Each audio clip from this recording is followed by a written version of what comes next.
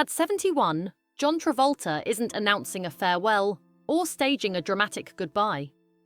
There's no final dance, no spotlight moment, no carefully written speech.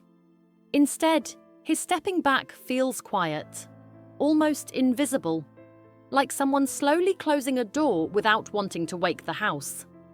After 5 decades of reinvention, collapse, and improbable survival, something has changed. This is a man who once dominated dance floors, movie theaters, and pop culture itself, then disappeared, returned, fell again, and somehow endured. But when someone like Travolta begins closing chapters, it's never just about age. It's about weight, about what a life of extremes leaves behind. Fame gave him everything early, then took it away just as fast. Success returned later, but loss followed. Now the noise has faded, and what remains isn't spectacle. It's reflection. A long exhale after a lifetime spent moving forward, no matter the cost. A boy from Englewood, who learned to perform long before white suits and sold-out theatres, John Joseph Travolta was the youngest child in a crowded working-class home in Englewood, New Jersey. Born on February 18, 1954, he grew up surrounded by effort, not excess. His father, Salvatore, worked tirelessly to provide, while his mother, Helen, brought art into a house that couldn't afford dreams without discipline. She wasn't chasing fame, but she understood performance, and she turned everyday life into rehearsal. The living room became a stage. Stories became monologues. Movement mattered. That environment shaped him early. While other kids played sports, John learned rhythm, posture, and presence. Dance wasn't escape for him, it was language. His mother's belief gave him confidence, but also direction. He didn't imagine stardom. He imagined purpose. From the beginning, performance wasn't about applause. It was about being seen in a world that rarely pauses. Leaving school to chase something uncertain. By his early teens, it was clear John wasn't meant for a conventional path. School felt secondary to something he couldn't yet name, but felt deeply. With his family's cautious support, he began pursuing acting seriously, appearing in local theatre and commercials, while most kids were still discovering themselves. At 16, he made a decision that would define his life. He left high school and moved to New York City to chase acting full-time. It wasn't reckless bravado. It was calculated risk. New York in the early 1970s was unforgiving, but it was also opportunity in its rawest form. He trained relentlessly, auditioned constantly, and accepted rejection as part of the process. There was no instant success, only gradual growth. Each small role sharpened his instincts. He wasn't waiting to be discovered. He was preparing for when the moment arrived. Television makes him familiar, not finished. That moment came quietly in 1975 when he was cast as Vinnie Barbarino on Welcome Back, Kotter. On paper, it was just another sitcom role. In reality, it changed everything. Vinnie wasn't flashy or exaggerated. He felt real. The accent, the posture, the confidence all came naturally. Audiences responded immediately. The show became a hit, and Travolta emerged as its breakout star. Suddenly, he was everywhere. But television fame carried a risk. Actors were often boxed in, dismissed as limited once the laughter stopped. Travolta understood this instinctively. He didn't settle. He continued studying, auditioning, and positioning himself for film. What set him apart wasn't ambition alone. It was readiness. He knew how to move on camera, how to hold silence, how to let vulnerability show without forcing it. Television introduced him. Film would define him. Saturday Night Fever changes everything.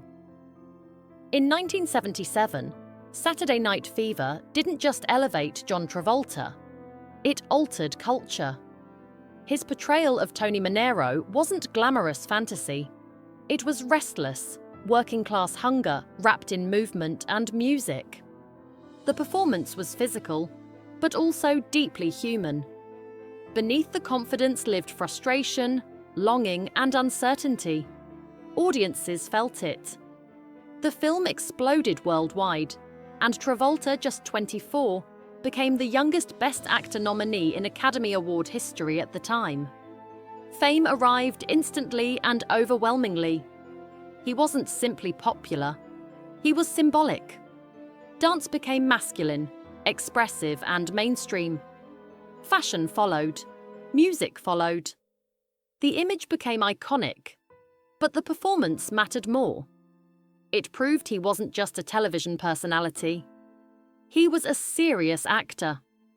What few realized then was how quickly that level of visibility could become a trap rather than a triumph. Grease and the height of cultural power. If Saturday Night Fever revealed depth, Grease in 1978 sealed immortality. As Danny Zuko, Travolta delivered charm without effort, confidence without cruelty. The film became the highest-grossing musical of its era and cemented him as a global icon. Songs dominated radio. Quotes entered everyday language. He wasn't just starring in hits. He was shaping how an entire generation dressed, moved, and imagined itself. At 24, he had achieved what most actors never reach. Fame felt absolute. But Hollywood doesn't pause to protect its favorites. Success created expectation without patience. The industry didn't allow space to experiment or fail quietly. Travolta became inseparable from a cultural moment that would soon be rejected. When tastes shifted, so did loyalty. The peak was real, but it was fragile. And the fall would come faster than anyone expected. When the industry turns away. The early 1980s marked a brutal shift. Projects underperformed. Critical reception cooled.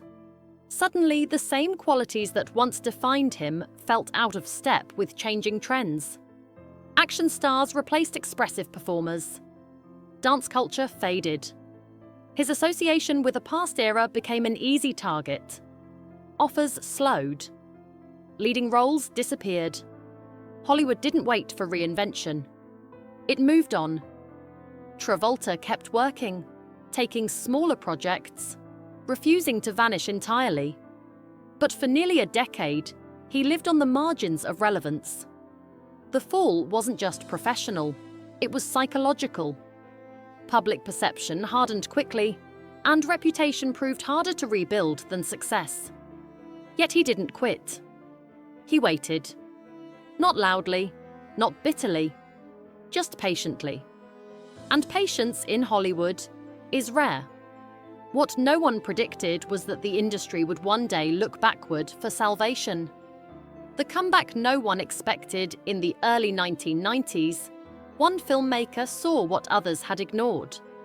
Quentin Tarantino didn't view John Travolta as outdated. He saw untapped presence. Casting him as Vincent Vega in Pulp Fiction was a risk studios resisted. Tarantino insisted. When the film premiered in 1994, it changed everything. Travolta's performance was relaxed, unpredictable, and deeply human. There was no vanity, no attempt to reclaim old glory, just commitment. Critics praised him. Audiences rediscovered him. A new generation met him for the first time.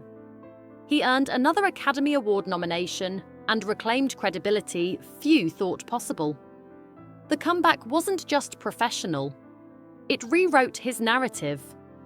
He wasn't a fallen star anymore. He was proof that relevance could return. For a time, it felt like redemption had finally arrived. Loss redefines.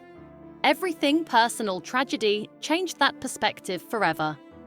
Becoming a husband and father shifted his priorities, grounding him beyond fame.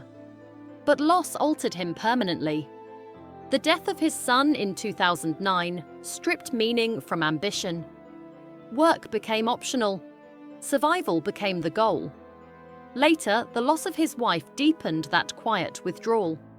Public appearances grew rare. Projects slowed. There was no announcement, no explanation, just absence. Grief doesn't announce itself loudly. It reshapes choices silently. Travolta didn't chase relevance anymore. He protected what remained. His later years weren't defined by comeback or collapse, but by restraint. Hollywood didn't abandon him again.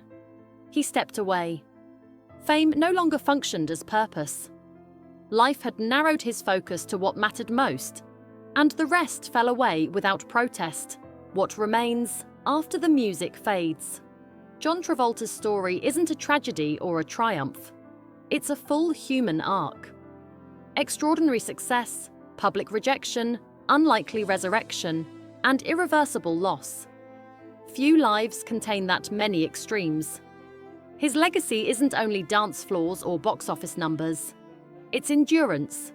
It's the refusal to turn pain into spectacle. He gave generations joy, then learned that no amount of applause protects what you love. Today, his quiet presence feels intentional, not bitter, not broken, just complete. Fame fades, memory doesn't. And sometimes, the bravest act isn't another comeback, but choosing to live privately after the noise ends. Travolta didn't disappear. He finished the dance on his own terms.